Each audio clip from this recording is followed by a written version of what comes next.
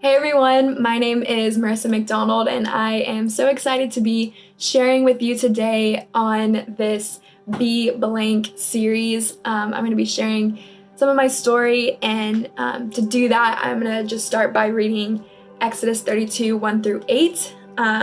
But before that, let me just give you some context about what's going on here. The Israelites had just escaped from Egypt. They're kind of in this transitional phase, and Moses is going up to the mountain for 40 days to receive the 10 commandments from the Lord. So starting with verse 1 in chapter 32, when the people saw how long it was taking Moses to come back down the mountain, they gathered around Aaron. "Come on," they said, "make us some gods who can lead us. We don't know what happened to this fellow Moses who brought us here from the land of Egypt." So Aaron said, "Take the gold rings from the ears of your wives and sons and daughters and bring them to me." All the people took the gold rings from their ears and brought them to Aaron. Then Aaron took the gold, melted it down, and molded it into the shape of a calf. When the people saw it, they exclaimed, "O Israel, these are the gods who brought you out of the land of Egypt." Aaron saw how excited the people were, so he built an altar in front of the calf. Then he announced, "Tomorrow will be a festival to the Lord." Then people got up early the next morning to sacrifice burnt offerings and peace offerings. After this, they celebrated with feasting and drinking, and they indulged in pagan revelry. The Lord told Moses, "Quick, go down the mountain. Your people whom you brought from the land of Egypt have corrupted themselves. How quickly they have turned away from the way I commanded them to live.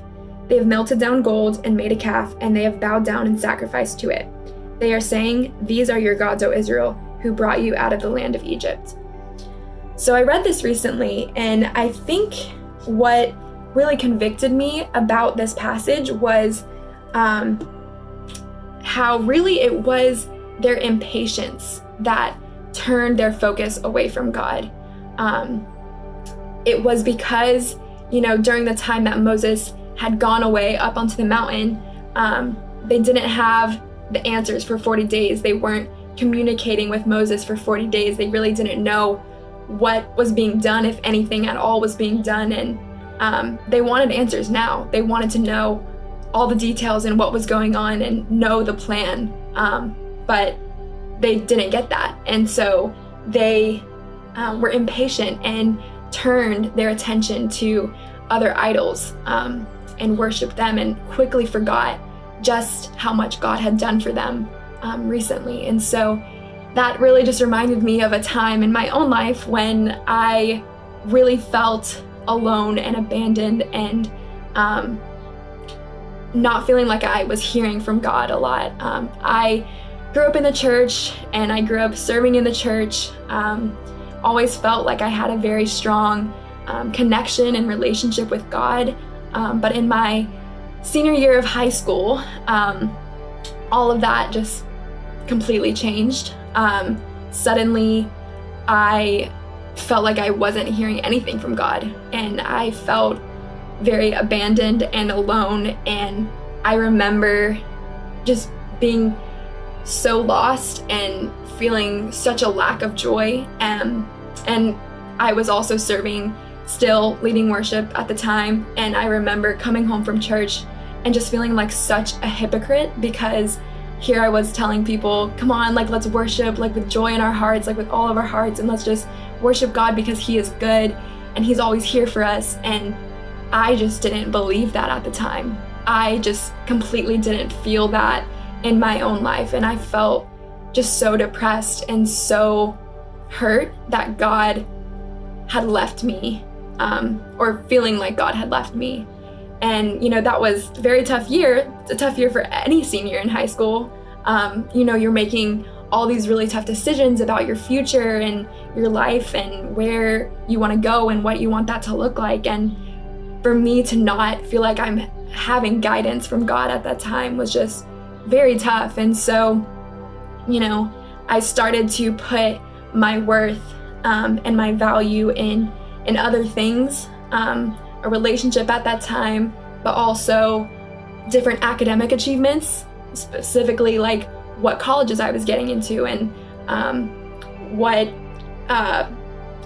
my rank in terms of GPA was, and kind of just those kind of academic achievements. And when those things didn't fulfill me and weren't consistent in my life and completely let me down, I just felt completely crumbled and completely broken, and it was a really low point in my life, probably the lowest point I think that I've ever reached. And I just remember feeling so alone, so broken, and I remember finally telling my mom, like, hey, I'm really unhappy and I don't know why and I need help. And so, obviously that time was really hard, and I think one thing I learned from it, though, after receiving help and talking to my family and talking to other people in my life, really seeing how important it is to be patient, even in those times where you don't know what God is doing and how God is working, and when He hasn't revealed the full plan to you. It's so important to be patient and to trust that God is working. And I definitely did not understand that at the time. It wasn't until actually my freshman fall at Hopkins in Baltimore, Maryland, where I currently study, and I was sitting in the college fellowship service that we have here, and one of the seniors was sharing her testimony at the time, and she read from Matthew 6, verses 25 through 27. That is why I tell you not to worry about everyday life, whether you have enough food and drink or enough clothes to wear. Isn't life more than food and your body more than clothing? Look at the birds. They don't plant or harvest or store food in barns, for your heavenly Father feeds them. And aren't you far more valuable to Him than they are? Can all your worries add a single moment to your life? And I just remember sitting there in the room and just feeling like, oh my gosh, everything just clicked for me at that moment.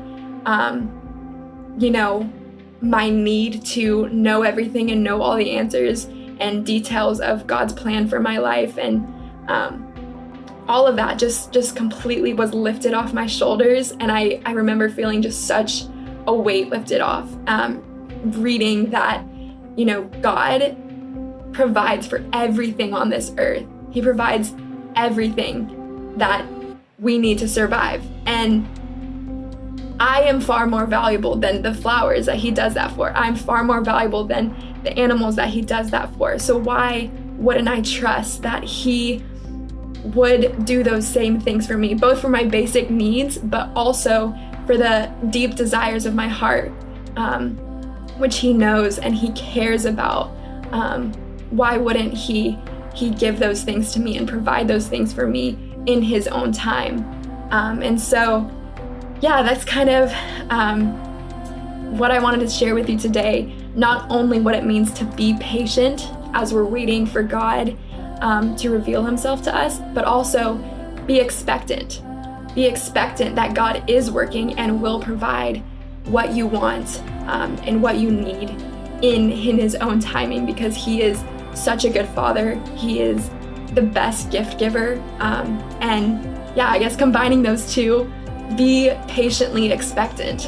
And it's definitely a daily process to step into every day and remind yourself that you can trust God with everything that you need and everything that you want. Even in the times where you don't have all the answers, even in the times where you feel like He isn't speaking to you.